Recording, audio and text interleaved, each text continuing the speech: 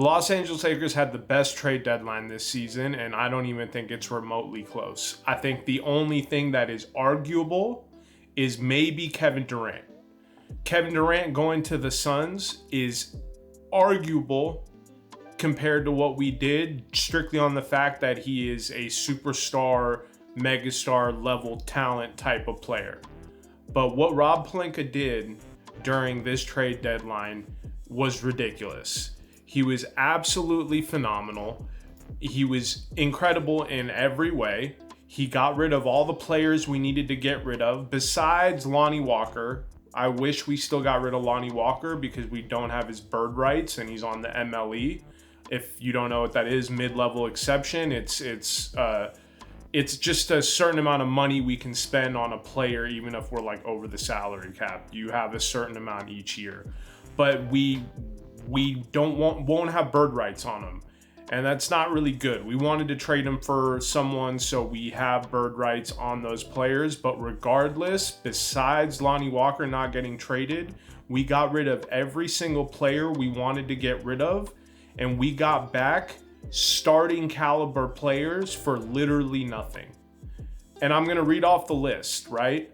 I have it on my screen right now. The Lakers got in Rui Hachimura for 3 second-round picks, D'Angelo Russell, Malik Beasley, Jared Vanderbilt for 1 first-round pick protected 1 through 4. And if that pick ends up 1 through 4, it ends up becoming a second-round pick. And why Rob Pelinka is such a genius is because there's some stipulations, and I don't know what like in the rules were like, if that didn't happen, we wouldn't have been able to trade our 2029 pick this deadline. So the fact that he was able to get those 3 players for 1 protected first round pick 1 through 4 is incredible. Rob Pelinka was a magician and he was in his bag. We got Mo Bamba for Patrick Beverley, and I believe 2 second round picks. That information still isn't completely clear yet. I haven't seen like a full report, but I believe it is 2 second round picks. We got Devon Reed and traded Thomas Bryant, who is a minimum contract player. He was a minimum contract player coming off an injury, and we got 3 second round picks for him.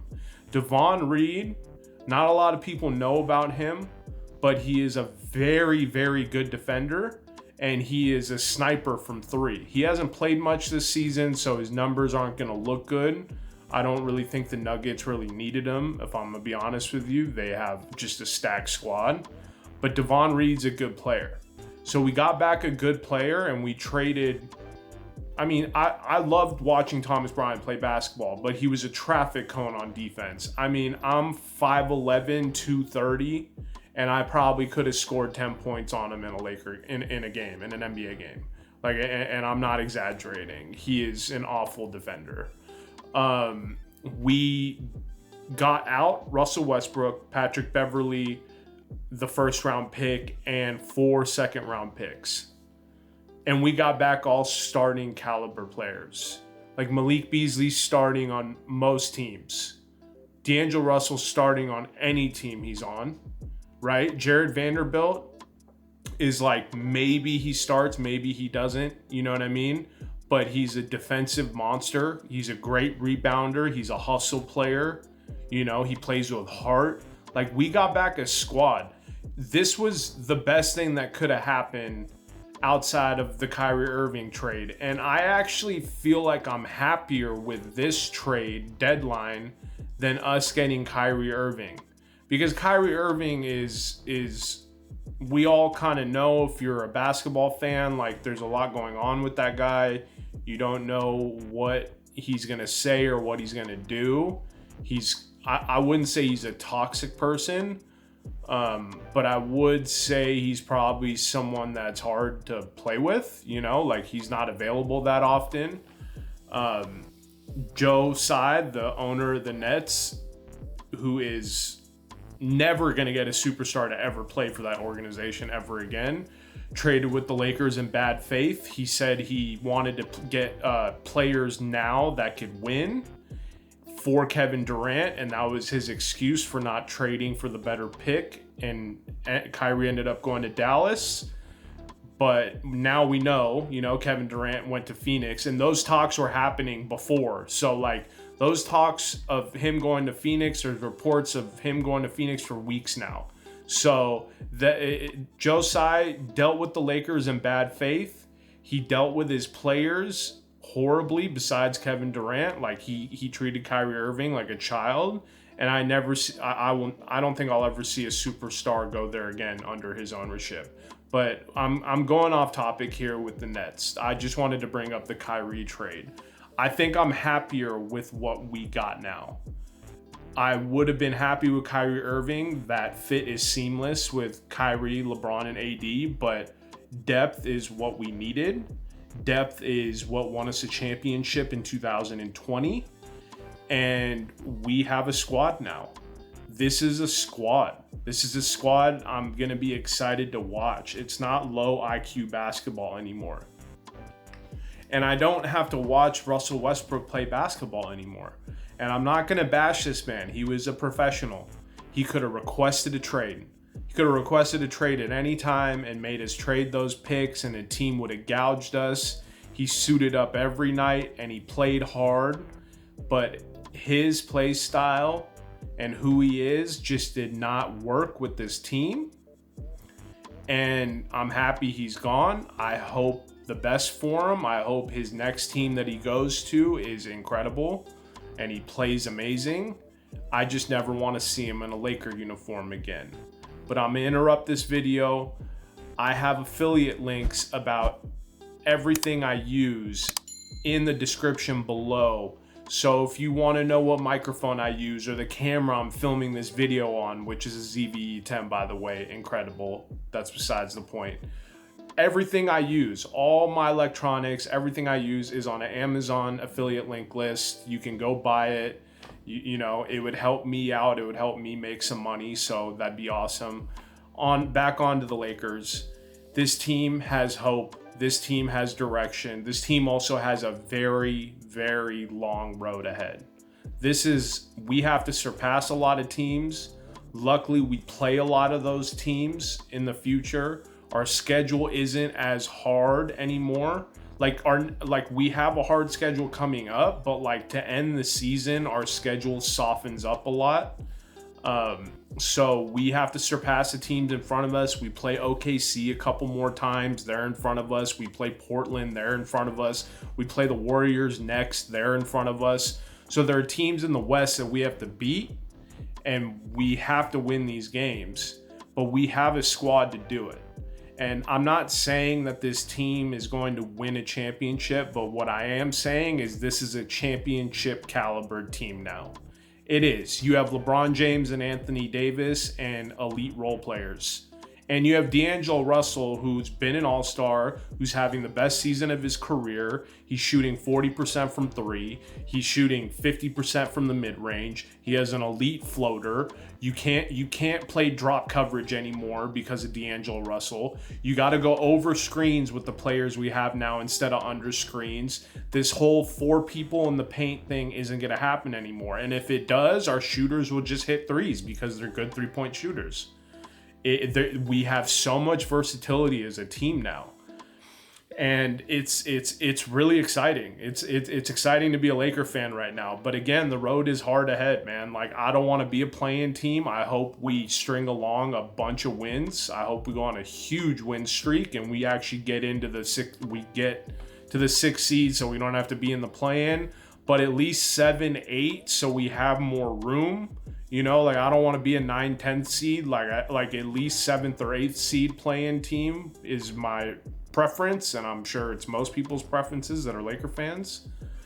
But yeah, man, this team it has potential.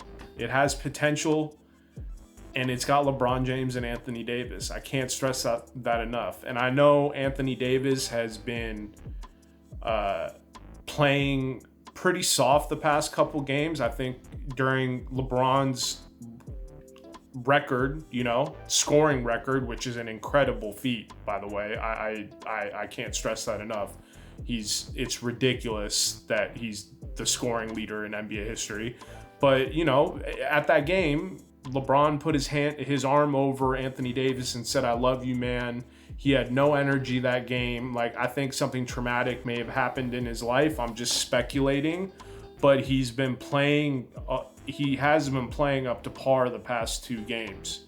And I know he has it in him because the 2 games before, he scored like 30 plus points and had like 10 plus rebounds and all that type of stuff. Like, Anthony Davis, when he's engaged, is one of the best players in the NBA. So if we have an engaged Anthony Davis, LeBron is going to be LeBron. He's still ridiculous at basketball at 38 years old. This team can go on a ridiculous run.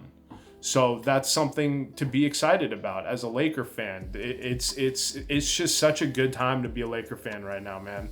I can't stress this enough. We got rid of one of the worst fits, one of the worst trades, one of the worst Laker trades in NBA history is gone now, and I'm just really excited that it happened. And I don't really have much else to say, to be honest with you.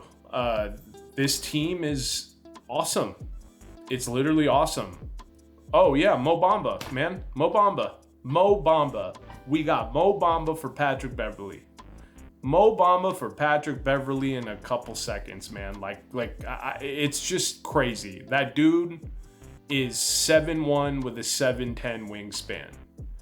Oh, I do remember that I wanted to bring up what I think the starting lineup should be, and I'm hoping Darvin Ham doesn't mess this up. It could be a lot of things, but this is what my preference would be, just strictly on versatility. I think D'Angelo Russell, Austin Reeves, LeBron, AD, and Mo Bamba should start. And then the rotation after that a lot of things can happen. But I think one of Anthony Davis or LeBron should be on the floor at all times. And Darvin Ham has not been doing that at all. Like, there have been a lot of minutes, a lot of games where they're both sitting at the same time, which is a no-go, especially when you have the team that you have. So Darvin Ham is a huge worry to me, and I hope he's able to figure out this team. I hope he figures out the rotations. I hope he gets it down, and this team can go on a run. And I'm very excited. I wanted Mo Bamba in the offseason, man. Like, I was hoping we could get him for the MLE. And then we ended up with Lonnie Walker, but I think Mo Bamba ended up getting an $11 million contract, so it matches with Patrick Beverley, which is more than we could have offered him. But the fact that we ended up with him, like, he was the center he was who I wanted to pair with Anthony Davis at the beginning of the season. It wasn't Miles Turner. Like, Miles Turner and Buddy Hield would have been great. It should have been the trade that happened. We wouldn't be in a hole right now if we traded for them, but we also wouldn't have the team we have now. We have a better team now than we would have if we traded for Miles Turner and Buddy Hield. So it's like a double-edged sword type thing. We waited, Rob Pelinka waited, and it ended up working out, and he just had an absolute masterclass of an offseason. Or a deadline. I apologize. He had a masterclass deadline, and that's pretty much it, man. Like, there's not much else to talk about. Go Lake Show.